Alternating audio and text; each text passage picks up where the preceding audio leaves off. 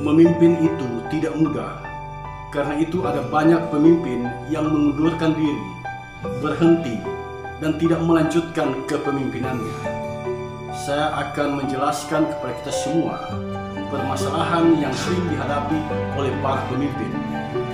Namun, di balik semuanya itu, firman Tuhan saat ini hendak menunjukkan kepada kita bahwa di dalam diri seorang pemimpin ada kekuatan yang maha besar, ada kekuatan yang dasar yang dapat menolong seorang pemimpin untuk berhasil dalam kepemimpinannya.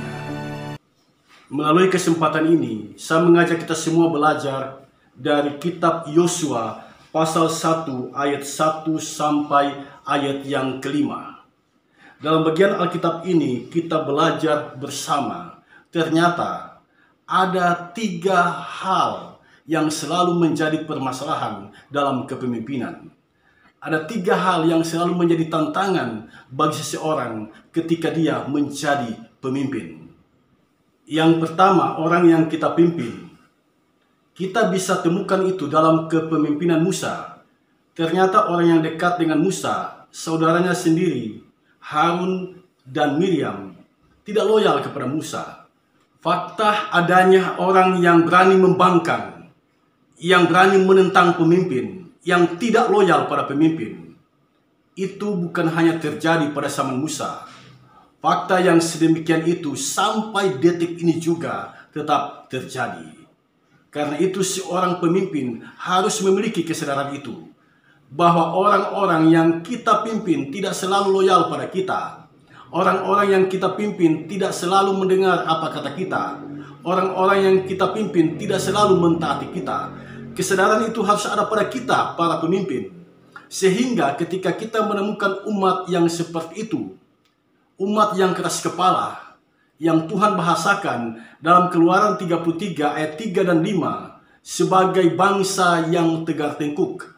Ketika kita berjumpa dengan orang-orang yang seperti itu, kita sudah tahu, dan kita tahu bagaimana menghadapi mereka. Tantangan yang kedua bagi seorang pemimpin adalah logika. Realitas ini kita temui ketika Musa mengutus 12 pengintai ke kota Yeriko. Apa yang terjadi setelah mereka balik dari pengintaian itu? 10 orang pengintai memberikan laporan kepada Musa. Laporan yang benar-benar membuat hati kecut. Laporan yang benar-benar membuat banyak orang ketakutan. Mengapa? Secara logika, orang-orang yang berada di tanah Kanaan adalah orang-orang yang sulit dihadapi. Laporan dari 10 pengintai, orang-orang itu adalah orang-orang yang kuat, orang-orang yang punya kemampuan berperang yang luar biasa. Jadi jika bangsa Israel pergi menghadapi orang-orang ini, mereka pasti kalah. Itu secara logika. Nah, sekarang Yosua diperhadapkan dengan realitas itu. Yosua diminta oleh Tuhan untuk berperang maju menghadapi orang-orang yang berbadan tinggi besar itu, yang memiliki peralatan perang yang luar biasa. Kalau Yosua mengandalkan logikanya, kalau Yosua mengandalkan kekuatan akal budinya, maka pasti dia akan ciut, dia pasti tawar hati, dan tidak punya keberanian untuk berperang menghadapi orang-orang itu. Tetapi dari 12 pengintai itu, Yosua ketika masih muda, dia salah satu dari 12 pengintai itu. Dia bersama dengan temannya Kaleb menyampaikan laporan kepada Musa, tetapi laporannya itu agak berbeda. Bedanya di mana? Dalam hal memberikan laporan, titik berangkat Yosua adalah iman. Jadi Yosua mengatakan benar ada orang-orang yang seperti itu, yang kuat, memiliki peralatan perang yang hebat, tetapi dia sangat yakin di dalam Tuhan mereka mampu mengalahkan orang-orang itu. Dari sini kita mengerti bahwa seorang pemimpin tidak bisa hanya mengandalkan kemampuan akal budi jika dia ingin berhasil dalam kepemimpinannya. Seorang pemimpin harus juga punya logika iman, percaya sepenuhnya kepada Tuhan, dan mempercayakan kepemimpinannya kepada Tuhan. Yang ketiga, kematian orang yang sangat berpengaruh dalam kehidupan si pemimpin. Dalam bacaan kita saat ini, orang yang seperti itu adalah Musa. Yosua sudah tahu kapabilitas Musa dalam memimpin. Yosua sudah melihat secara langsung, step by step, keberhasilan Musa dalam memimpin. Dan Musa juga telah membekali dia menyampaikan pesan-pesan sebelum dia meninggal dunia. Nah sekarang, orang yang sangat dihormati itu, orang yang punya pengaruh besar dalam diri Yosua, orang itu meninggal dunia. Kematian Musa pasti punya pengaruh yang luar biasa bagi bangsa Israel dan bagi Yosua sendiri. Bangsa Israel menangisi Musa selama 30 hari 30 malam. Yosua sebagai seseorang yang telah dipersiapkan untuk mengganti Musa, tentu saja tidak bisa menghindar dari dampak psikis yang diakibatkan oleh kematian Musa. Jika Yosua tidak dapat mengendalikan emosinya, dia bisa saja kehilangan kepercayaan diri dalam memimpin umat Allah memasuki tanah Kanaan. Dari sini kita mengerti betapa pentingnya seorang pemimpin membangun kemandiriannya dalam memimpin. Siapapun dia harus belajar membangun kemandiriannya dalam memimpin. Tidak tergantung pada seseorang. Tuhan datang menjumpai Yosua dan berfirman. Perhatikan ayat 2. Hambaku Musa telah mati. Hambaku Musa telah mati, kata Tuhan. Apa artinya itu? Terimalah realitas bahwa Musa yang selama ini kalian agung-agungkan, yang selama ini kalian hormati, Musa telah mati. Artinya episode kepemimpinan Musa sudah berakhir. Musa sudah selesai. Sekarang adalah episode kepemimpinan Yosua. Yosua lah yang harus melanjutkan kepemimpinan Musa. Yosua lah yang harus bangkit memimpin bangsa Israel. Kesadaran ini harus ada pada semua pemimpin, bahwa setiap pemimpin ada episode kehidupannya, ada episode kepemimpinannya. Ketika episode kepemimpinan itu sudah selesai, maka pemimpin yang menggantikan dia sudah harus siap melaksanakan mandat yang dipercayakan kepadanya. Selanjutnya Tuhan bersabda di sini dalam ayat 2. Sebab itu bersiaplah sekarang, seberangilah sungai Yordan ini. Bersiaplah sekarang, seberangilah sungai Yordan ini. Tuhan mengingatkan Yosua tentang tanggung jawabnya sebagai seorang pemimpin. Masa untuk bersedih sudah selesai. Masa untuk bersedih sudah berakhir. Sekarang adalah masa untuk meneruskan kepemimpinan Musa. Yosua harus mengingat tanggung jawabnya itu. Selanjutnya Tuhan berfirman di sini, seberangilah sungai Yordan ini engkau dan seluruh bangsa ini menuju negeri yang akan kuberikan kepada mereka, kepada orang Israel itu. Perhatikan baik-baik kalimat di sini.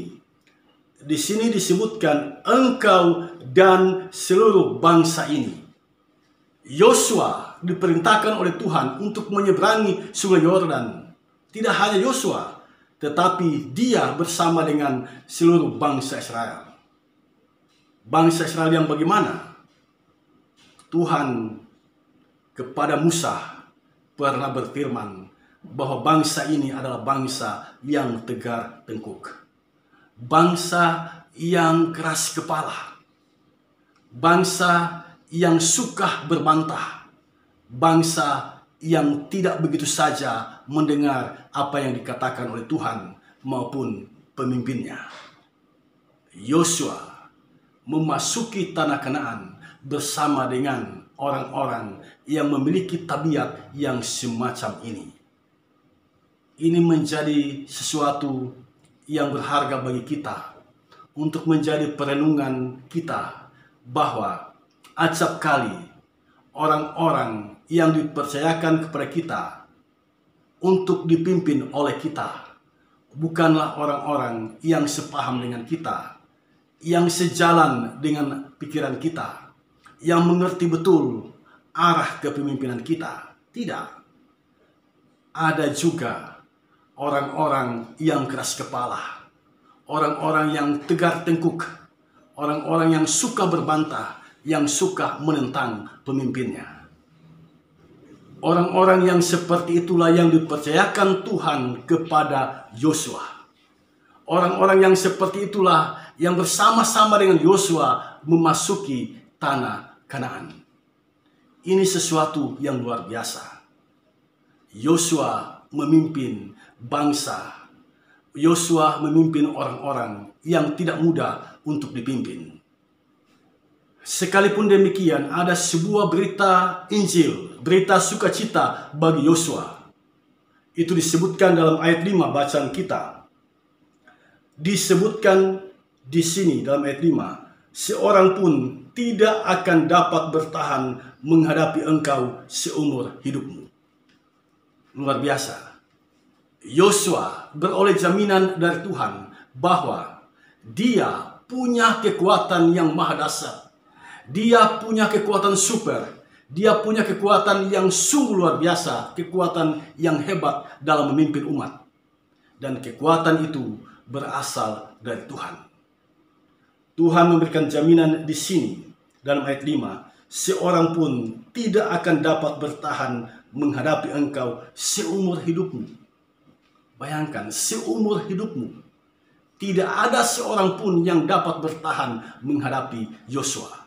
Itu berarti peperangan yang dilakukan oleh Yosua pasti berhasil. Pasti berhasil.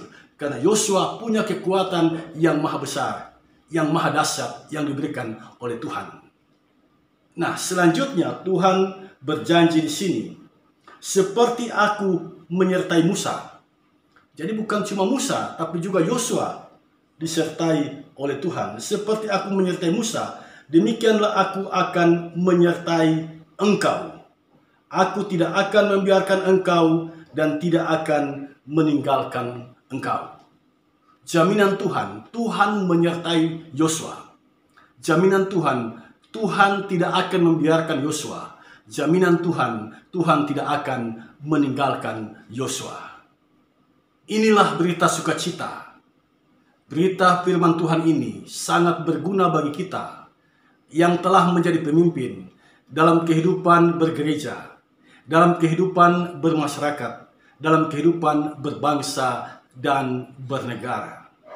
Ternyata ada kekuatan yang maha dahsyat itu. Ada kekuatan super itu. Ada kekuatan yang maha kuat itu. Dan kekuatan itu bersumber dari Tuhan. Dari sini kita mengerti, jika kita menjadi seorang pemimpin, hal yang harus kita lakukan adalah membangun hubungan yang sungguh-sungguh akrab dengan Tuhan. Dan kita sebagai orang yang dipimpin, kita juga harus membangun hubungan yang akrab dengan Tuhan. Tuhan Yesus bersabda dalam Yohanes 15 ayat 5, di luar aku, kamu tidak dapat berbuat apa-apa. Saya pribadi senang dengan ayat 5 bacaan kita saat ini. Yosua 1 ayat 5. Di sini saya beroleh jaminan dan kita semua beroleh jaminan bagi mereka yang memelihara persekutuan dengan Tuhan, yang mau hidup di dalam Tuhan. Baginya berlaku jaminan bahwa Tuhan selalu menyertai kita. Tuhan tidak akan membiarkan kita. Tuhan tidak akan meninggalkan kita.